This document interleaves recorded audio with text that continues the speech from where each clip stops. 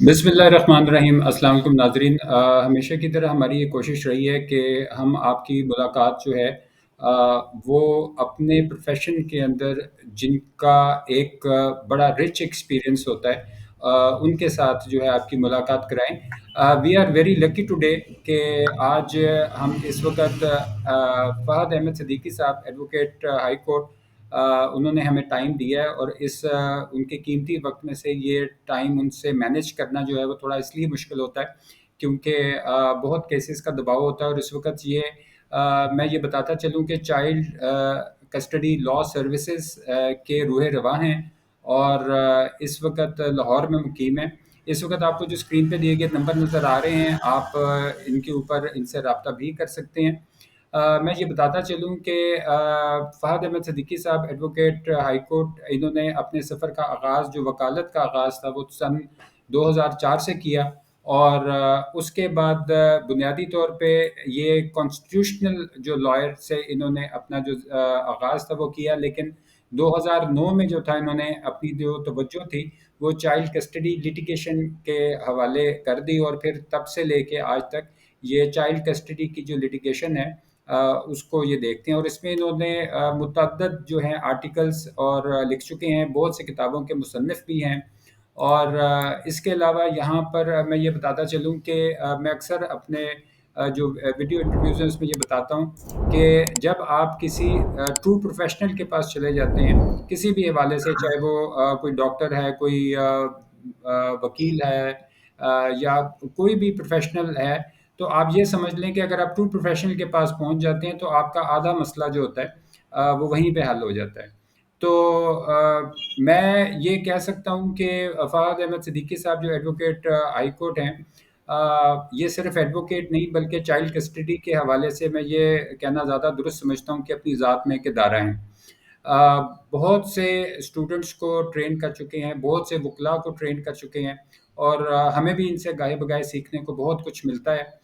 ऐसा समंदर है जो ना ख़त्म होने वाला है। मुझे बहुत खुशी है कि ये आज हमारे साथ हैं। जी नाज़रीन, मैं आपको सारा तारुफ़ जो है वो अपने मेहमान गिरामी का करा चुका हूँ। Sir, welcome to the show. Thank you जी। सर, मैं एक दफ़ा फिर सर बहुत शुक्रगुज़ार हूँ कि आपने अपनी गोनोगो मसरूफ़ियात में से जो है वो हमारे लिए ये वक़्त निकाला है।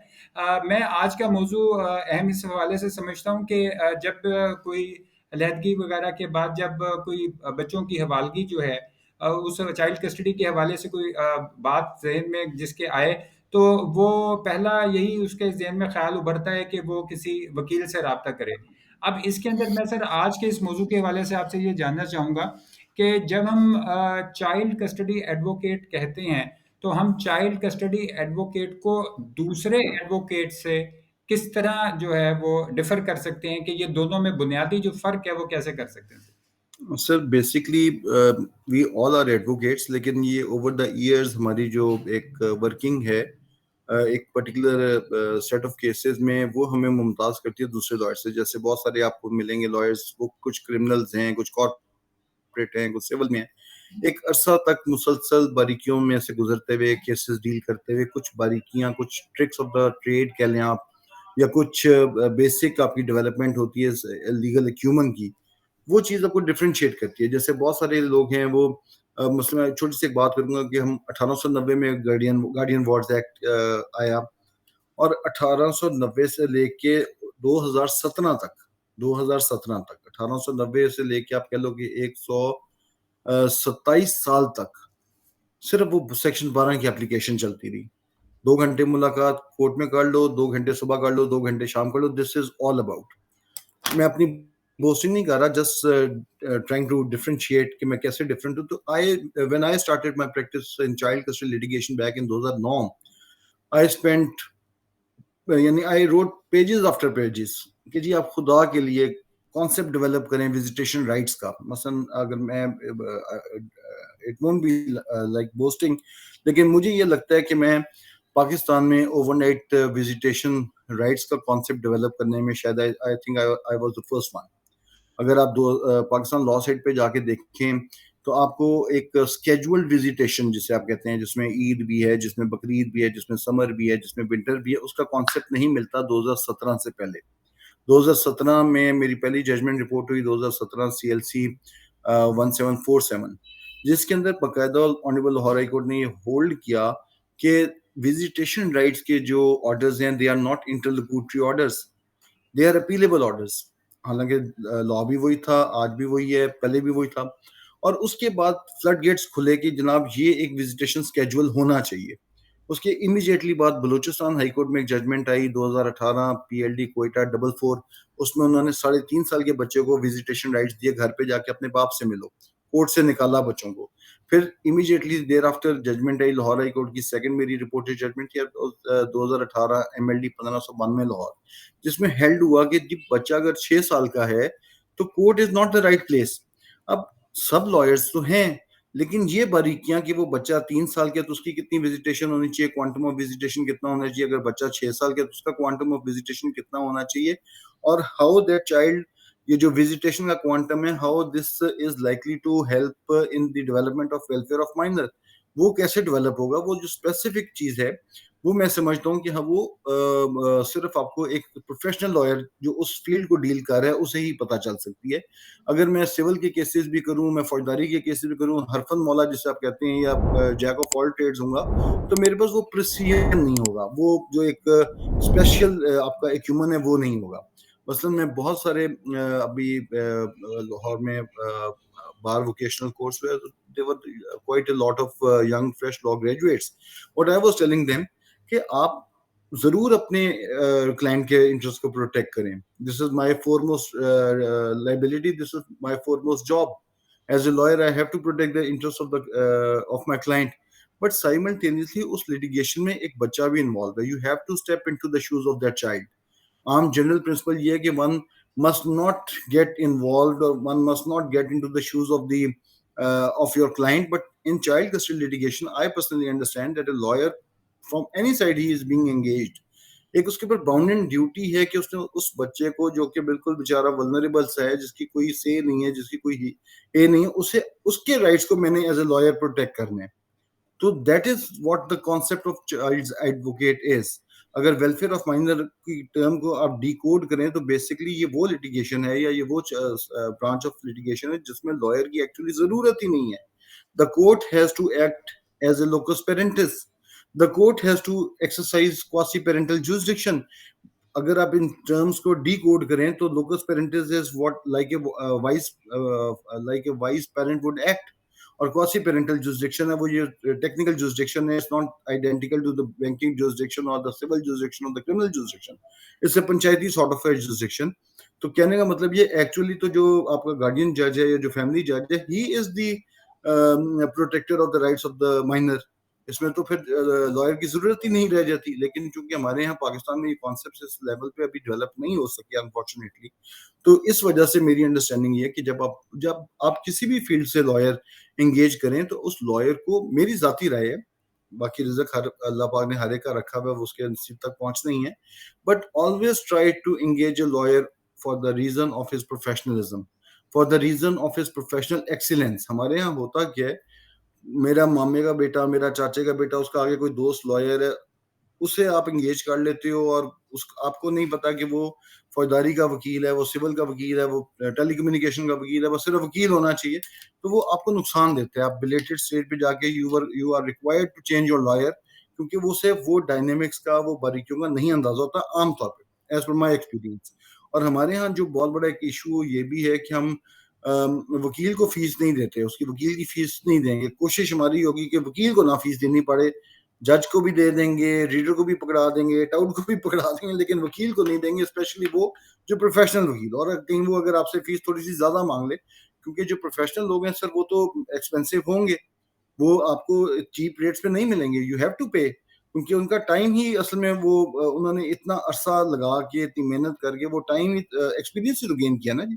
तो मेरी अंडरस्टैंडिंग तो ये है कि अगर एक एक्सपीरियंस बंदा, एक स्पेशलाइज और एक प्रोफेशनल बंदा एक केस में जाके 5 मिनट की बात करता है, वो केस में आप कोई अनप्रोफेशनल या कोई उस फील्ड से रिलेटेड नहीं बंदा है और वो जाके बात करता है, तो पूरा साल लगा नहीं कर सकता। नहीं कर तो सकता। मेरी कोई शक ये नहीं, है कोई कि शक नहीं। Need to engage professional lawyers जो उस सब्जेक्ट को डील करें, जिन्हें पता है कि इसकी डायनेमिक्स क्या है, अच्छा उन्हें सर, पता होना इसमें चाहिए। इसमें एक छोटा-सा ज़िमनी सा सवाल ये है कि देखिए, मैं ये चाहता हूँ कि मेरे नाज़रीन जो हैं वो ये जान सकें कि जब आप स्पेशलाइज़्ड की बात कर रहे हैं और आप ये भी उसमें हाइलाइट कर रहे हैं कि जो एक स्पेशलाइज़्ड है उसका बहरहाल एक पस मंज़र है, उसका एक बैकग्राउंड है, उसका एक एक्सपीरियंस है।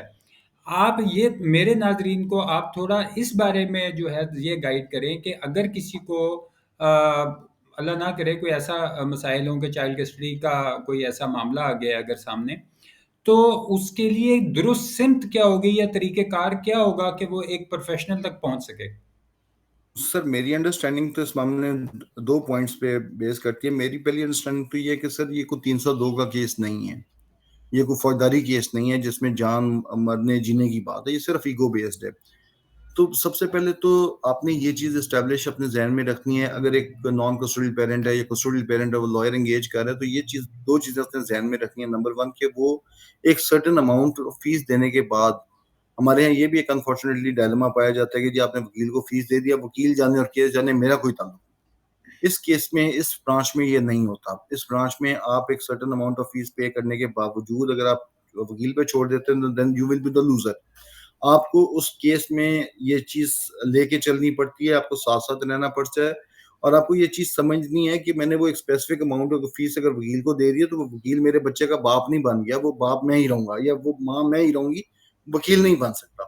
तो एक चीज़ तो ये, एक सब्जेक्ट तो ये है। दूसरी चीज़ जो है सर, मैं समझता हूँ कि इसमें थोड़ा-सा आपको ह्यूमनली भी एक्सपेंशन की तरफ जाने की ज़रूरत है। सिर्फ़ फीस नहीं है, इसमें बहुत सारे इमोशंस अटैच हैं, इमोशनल साइड अटैच है। तो मेरी अंडरस्टैंडिंग ये है कि आपको कंसीडर करना चाहिए कि बहरहाल बच्चा दोनों का है। माँ भी उतनी ही हकदार है, बाप भी उतना ही हकदार है, तो better it is to not to indulge into litigation. बेहतर कोशिश ये करें कि आपकी सेटलमेंट हो जाए। अगर सेटलमेंट आपकी नहीं होती out of court for one reason और the other, then go for a shared parenting arrangement. Court से रिक्वेस्ट करें कि जी custody be given to one of the parents and maximum access be given to the second parent sir, अगर and मैं reasonable. Non custodial हूँ, for instance मेरा सवाल है, अब मैंने पहुँचना है एक चाइल्ड कस्टडी एडवोकेट के पास, मुझे क्या स्टेप्स लेने चाहिए वहाँ तक पहुँचने के लिए? सर उसको सबसे 2 चीज़ें आप इसमें इंश्योर करें। अब तो डिजिटल मीडिया का ज़माना है, आप गूगल करें उस बंदे की क्या रेपुटेशन है, वो मौजूद भी है। Google is one of the आप कह सकते हो सोर्स, वहाँ से वेरीफाई हो सकता है कि रिव्यूज़ क्या हैं या वो बंदा कितना एक्टिव है या उस बंदे की क्या रेपुटेशन है। और सेकंड, आप उस कोर्ट में जाएँ जिसके जिधर केसेस लगे हुए हैं, वहाँ पे पूछें उनके एल्मस से, यार केड़ा वकील चंगा है, वो दस आपको बता देगा 2 मिनट में कौन-सा वकील अच्छा है, ठीक। कौन-सा, वो आपकी एक-एक चीज़ खोल के बता देगा। वो झूठा कितने है, सच्चा कितने है, लड़ने वाला है, झगड़ने वाला है, लॉ की बात करता है या मिनमिनाता है, वो जो भी है वो आपको उस सही। अदालत का अमला बता देगा। ठीक है, तो उस आपने अदालत फरमाया जहाँ कि पे वो हम केस। डिजिटल वर्ल्ड के अंदर जो है एक तो हम गूगल कर सकते हैं, जी, दूसरा हम जो कंसर्न कोर्ट है वहाँ पे जाके जो कोई करना चाह रहा है तो वो उसमें उनकी इन्फॉर्मेशन ले सकते हैं। आपके इंफॉर्मेशन देखिए इंफॉर्मेशन कलेक्ट कर सकते हैं। इन्फॉर्मेशन ले सकते हैं बिल्कुल। वो आपको बता दें जी कौन कितना प्रोफेशनल वकील है और किस लेवल पे है। सही, सही। तो अब यहाँ से विदाउट विदाउट ये डिस्क्लोजिंग जी, विदाउट डिस्क्लोजिंग कि आप किसे एंगेज करना चाह रहे हो, विदाउट डिस्क्लोजिंग वो आपको बता देंगे कि यार यहाँ पे वकील साहब, अगर तो नेम फेमिलियर होगा तो इसका मतलब है कि वो वकील साहब केसेस कर रहे हैं ऑलरेडी। सही। अगर नेम फेमिलियर नहीं है तो फिर वो इतने फ्रीक्वेंट विजिटर नहीं है उस कोर्ट विजिटेड पे। नहीं। जी, ठीक है, सही नहीं, दुरुस्त फरमाया। नाज़रीन, ये आपने नोट किया कि मैं इस ख़ास तौर पे इस वीडियो के हवाले से जो अफ़राद जो हैं, जो लोग मतलब कस्टडी के केसेस के हवाले से मतलब किसी के पास जाना चाहते हैं, तो आज जो चीज़ आपकी एक नॉलेज में आई है कि जैसे हर डॉक्टर जो है वो डॉक्टर नहीं होता, मतलब हर एक की अपनी स्पेशलिटी होती है। कोई ईएनटी स्पेशलिस्ट है, कोई कार्डियोवैस्कुलर सर्जन है, कोई कार्डियोलॉजिस्ट है, कोई फिजिशियन है। तो ठीक उसी तरह जो है आपने ये चीज़ आज नोट की होगी कि हर वकील की अपनी एक स्पेशलिटी होती है। तो आपको ख़ास तौर पे अगर आप चाइल्ड कस्टडी की बात कर रहे हैं, तो आपको एटलीस्ट आज की इस बड़ी फ़ास्ट पेस्ड वर्ल्ड के अंदर आपको गूगल हर हाथ में है, हर किसी को अवेलेबल है। वो उस पे चाइल्ड कस्टडी जिस वक़्त देखेगा, तो उसके पास जो नाम आएँगे तो वो अंदाज़ा कर सकता है कि मुझे किसके पास जाना है। सेकंड चीज़ जो आपको हमारे मेहमान गिरामी ने जो फहद अहमद सिद्दीकी साहब एडवोकेट हाई कोर्ट लाहौर जो है, उन्होंने आपको ये बताया कि जो इस वक़्त कंसर्न्ड कोर्ट्स होती हैं, वहाँ जो अहलमद होता है, आपको वहाँ से भी मालूमात मिल सकती हैं।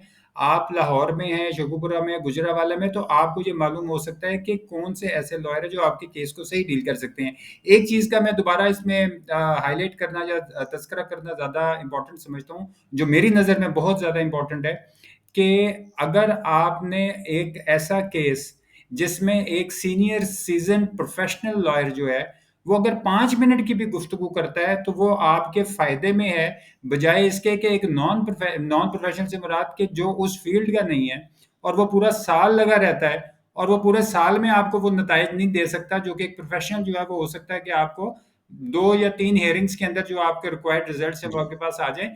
तो आप ये सोचें कि जो आपका एक्सपेंस है, वो जिसको आप ज़्यादा समझ रहे होते हैं, वो दरअसल ज़्यादा नहीं बल्कि वो कम इसलिए होता है क्योंकि आप जल्द उस अपने मामले से निपटा के बाहर आ जाते हैं। मैं इस ज़मीन के अंदर जो है आज मतलब एक मर्तबा फिर जो है वो बहुत शुक्रगुज़ार हूँ अपने मेहमान गिरामी का।